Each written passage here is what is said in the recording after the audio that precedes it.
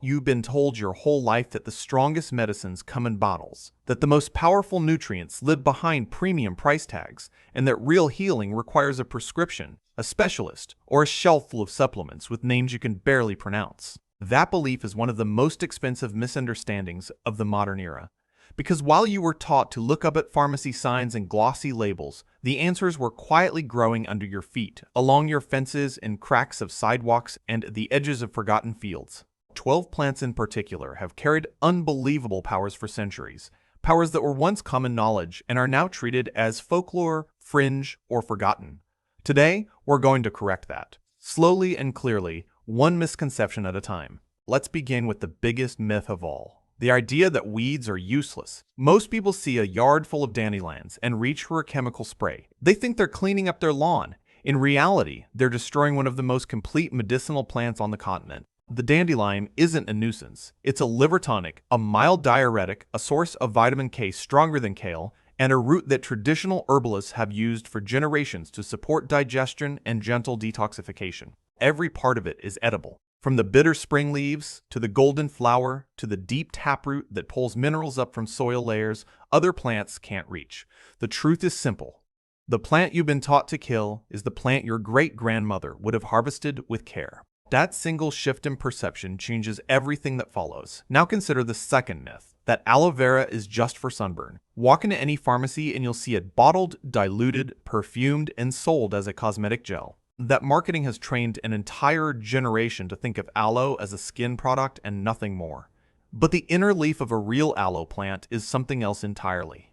Traditional healers across Egypt, India, and the Arabian Peninsula used it internally for digestive irritation, for occasional constipation, and for soothing the lining of the stomach. The clear gel inside the leaf contains polysaccharides that help calm inflamed tissue, and its bitter compounds have been studied for their support of gut motility. It is not a lotion.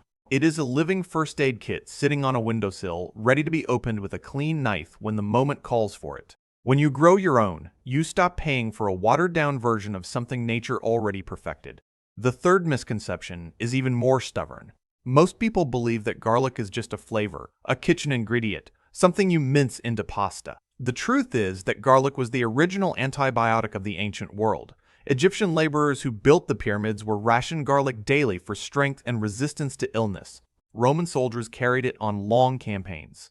During both world wars, when supplies ran short, crushed garlic was applied to wounds to slow infection. The active compound, allicin, only forms when a clove is crushed and allowed to rest for about 10 minutes. Most home cooks destroy this compound by tossing garlic straight into hot oil. Crush it, wait, and then use it raw or barely warmed, and you're consuming something that pharmaceutical companies have spent decades trying to imitate. The flavor is the bonus. The medicine is the point. The fourth plant on this list has been wrapped in so much myth that people now treat it as either a miracle or a joke, with very little middle ground. That plant is Moringa. The internet calls it a superfood, but the word superfood does almost nothing to describe what this tree actually is. The leaves contain more vitamin C than oranges, more calcium than milk by weight, more potassium than bananas, and a complete profile of essential amino acids that is rare in any single plant. In countries where malnutrition is a daily reality, Moringa has been used to revive failing infants and rebuild the strength of the elderly. The truth that's been hidden is not that Moringa is magical. The truth is that an ordinary tree, easy to grow in warm climates and dryable into a simple powder, can outperform half the supplement aisle. Calling it a superfood undersells it. It is closer to a survival tree. Now the fifth myth, and this one cuts deep. Many people believe that nettle is just a stinging weed to be avoided. Anyone who has brushed against it knows the burn. But that same burn is the doorway to one of the most nutrient-dense greens on Earth. Once dried or cooked, the sting disappears completely, and what remains is a green packed with iron, magnesium, silica, and chlorophyll in concentrations few cultivated vegetables can match. Traditional European households brewed nettle tea every spring as a tonic to rebuild blood and energy after winter. Midwives recommended it during pregnancy for its mineral content. Today, most people walk past it, afraid of a plant that, when handled correctly, is one of the most generous gifts of the wild green world. The lesson buried in the nettle is that some of the strongest medicines protect themselves, and only those who learn the proper approach are rewarded. The sixth misconception is one of the most quietly damaging. People assume that turmeric only works if it comes from a capsule with standardized curcumin extract. The supplement industry has built a fortune on that idea. Yet for thousands of years, the women of South Asia simply added fresh or powdered turmeric to milk, to rice, to broths, to wound dressings, to face pastes, into nearly every meal in some form. They didn't measure milligrams, they didn't extract curcumin. They paired it with black pepper and a little fat, which is exactly what modern science now confirms increases its absorption many times over. The hidden truth is that the kitchen, used wisely, has always been a pharmacy. A pinch of turmeric and warm milk before bed, with a crack of black pepper and a touch of ghee or coconut oil is not a trend. It is a tradition older than most modern countries. The seventh plant takes us into deeper territory.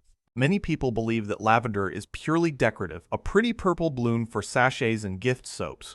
That impression is the result of marketing, not history. In monastic gardens of medieval Europe, lavender was grown as a serious medicinal crop. Its essential oils were used to clean wounds during plagues, to calm restless sleepers, to settle nervous stomachs, and to repel insects from stored linens and grains. Modern research on linalool, one of lavender's primary compounds, has shown measurable effects on relaxation and the quality of sleep. The plant did not become useful when scientists confirmed it. It was useful long before anyone thought to study it.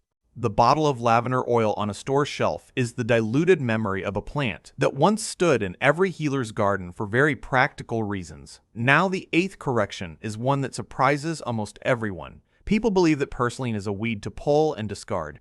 In the United States, gardeners spend hours yanking it out of vegetable beds. Meanwhile, in Greece, Turkey, and Mexico, the same plant is sold in markets and prized in salads. Purslane contains the highest concentration of plant-based omega-3 fatty acids of any leafy green ever measured. It also contains betalains, a class of antioxidants found in very few foods. The crunchy, lemony leaves have fed Mediterranean families for millennia. The fact that one culture treats it as garbage while another treats it as a delicacy says everything about how easily knowledge gets lost. Look at your garden again. The weed you've been pulling may be the most nutritious plant within walking distance. The ninth misconception sits at the intersection of fear and forgetting. Many people believe that elderberry is just a folk remedy with no real backing. They think the syrup their grandmother made was nostalgia in a jar. Yet elderberry has been studied in modern clinical settings for its support of the immune system during the cold and flu season, with results that have impressed even skeptical researchers. The dark purple berries contain anthocyanins that appear to interfere with the way certain viruses attach to human cells. Traditional households across Europe and Appalachia simmered the berries into syrup every autumn, sweetened with honey, and gave a spoonful daily through the cold months. There's a quiet wisdom in this rhythm. The plant ripens exactly when the body needs it most. That kind of seasonal alignment is not a coincidence. It is the natural calendar of healing that industrial life has trained us to ignore. A brief note on responsibility here. Raw or unripe elderberries should always be cooked before consuming, and the leaves and stems are not for eating. Respect for the plant is part of the medicine. The 10th plant overturns one of the most stubborn assumptions in modern nutrition. People believe that you need imported berries from distant rainforests to get powerful antioxidants. Marketing has convinced households to spend small fortunes on acai, goji, and exotic powders flown across oceans. Meanwhile, the humble blackberry, often growing wild and free along roadsides and field edges, contains a comparable antioxidant profile, sometimes higher per gram, with the added advantage of being fresh, local, and seasonal. The same is true of wild rose hips, which form on rose bushes after the petals fall.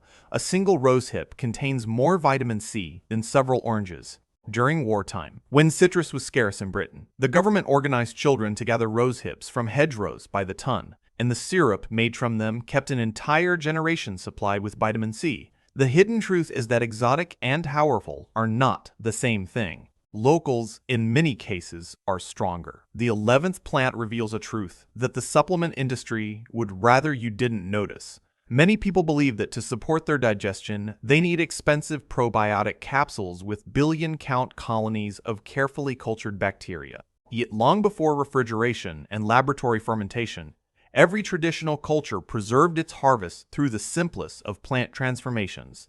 Cabbage became sauerkraut. Cucumbers became lacto-fermented pickles. Radishes, carrots, beets, and a dozen wild greens were transformed by salt, thyme, and patience into living foods packed with the very same beneficial microbes. The supplement aisle now sells in capsules. The plant doesn't change. The technique is what awakens its hidden power. A jar of properly fermented cabbage on a kitchen counter is a working laboratory producing not just probiotics but also vitamins and enzymes that didn't exist before fermentation began.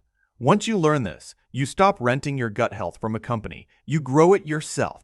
And now the 12th, the one we've been building toward, the plant that is perhaps the most misunderstood of all. Most people believe that plantain, the broad-leafed weed that grows in driveways, sidewalks, and trample paths, is just lawn debris.